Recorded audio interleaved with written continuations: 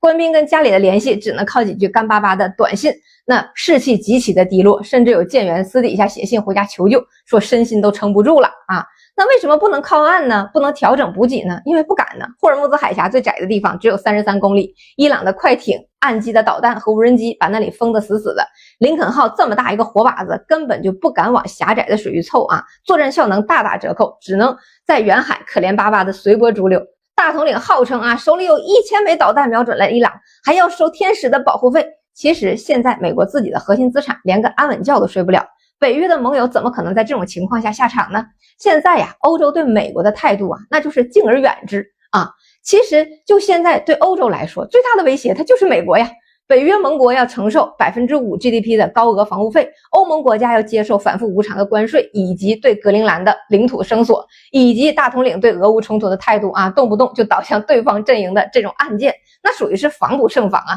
而唯一比他们还倒霉的美国的盟友就是中东盟友们了。昨天说收天使保护费的时候啊，大统领就点名沙特、阿联酋、卡塔尔、巴林、科威特，你们带头缴费啊。今天改口，又把王爷国给寄出来当靶子啊，说不同的人、不同的国家给我打电话，国王、酋长以及我们都认识的所有人，他们说啊，我们很想用另一种方式来做，我们很想在美国投资数十亿美元啊。我其实很喜欢这样，因为我不认为任何人应该对海峡收取通行费。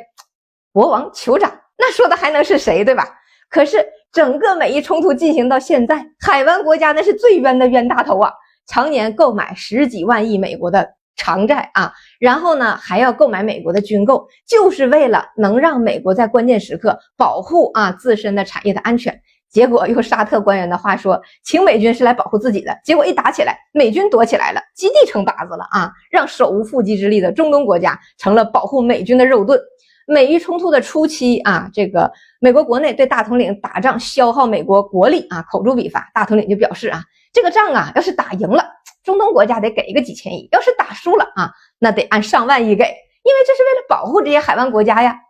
那后来呢，美伊达成了亮火备忘录啊，这14条。给伊朗要进行重建的这3000亿美元的赔款啊，还是要海湾国家出。可以说不管是赔款还是天使保护费，还是要投资美国啊，都要海湾国家出钱。可是现在产油的这些海湾国家连资源都运不出去呀，自家的油气设施都是伊朗的打击目标。阿联酋作为美国最亲密的盟友，那真是被炸的啊，电诈都撤离了。现在国内的收入啊是夭折式的递减。迪拜的房地产指数从战事爆发到现在直接暴跌了30%，那些耗资巨大建立起来的区域航空枢纽啊，航班大面积的停运。你要知道，部分海合会国家 GDP 里面15%都是靠旅游业撑着的，现在全面停摆。卡塔尔这种全球最大的液化天然气出口国，核心设施被精准打击，经济命脉直接被切断，而美军早都脚底抹油跑了啊，哪还有钱给他们了？那科威特、巴林现在因为美军基地的存在被炸的是瑟瑟发抖啊，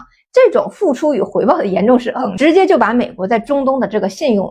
给抹零了。那当底层的安全保障信用破产之后，资本的嗅觉往往是最敏锐的。海湾国家现在已经开始用真金白银在行动上表达不满了。你去看看他们现在主权基金的动向啊，那可是握着全球大概40%总规模3.7万亿美元的超级钱袋子。今年1年啊，冲突爆发之后，资本流向就出现的极具标志性的向东涌入，沙特公共投资基金反手就往以我们为核心的新兴市场砸了61个亿，阿联酋阿布扎比投资局也跟进了30多个亿。与之形成鲜明对比的是，他们对美国的投资直接从66亿美元脚踝斩到了22亿美元，降幅高达67%。而今年头5个月，沙特对咱们这边的实际投资暴涨了近3倍，阿联酋跟香港的双边贸易额也涨了超过52%。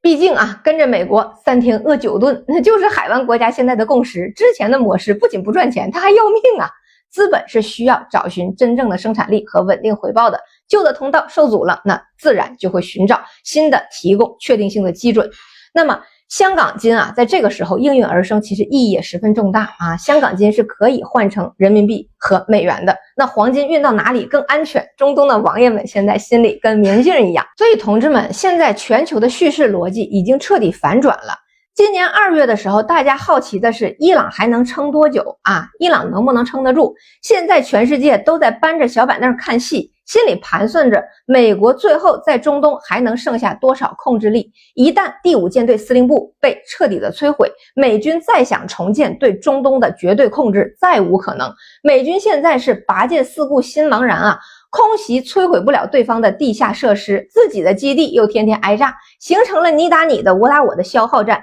这是非常严重的对美国的战略透支。中东的战事正在无底线的消耗着美国的巨额军费和美国的资源，而美国的传统盟友呢，现在都在冷眼旁观。那伊朗反而打出了统战价值。老领袖的葬礼上啊，卢比奥挨个打电话警告啊，不许自己的盟友去参加。结果卡塔尔、阿曼、沙特、阿联酋、巴林都派了官方代表团出席。美国现在既拉不起统一的制裁联盟，也拽不动军事联盟下场，大统领面临的反战政治压力越来越大。就在中美科技和经贸博弈全面展开的档口，大统领却在中东把美国最有优势的金融霸权承重墙给踹断了。有的时候不得不感慨啊，真的是天助我也。这么长都看完了，关注一下吧。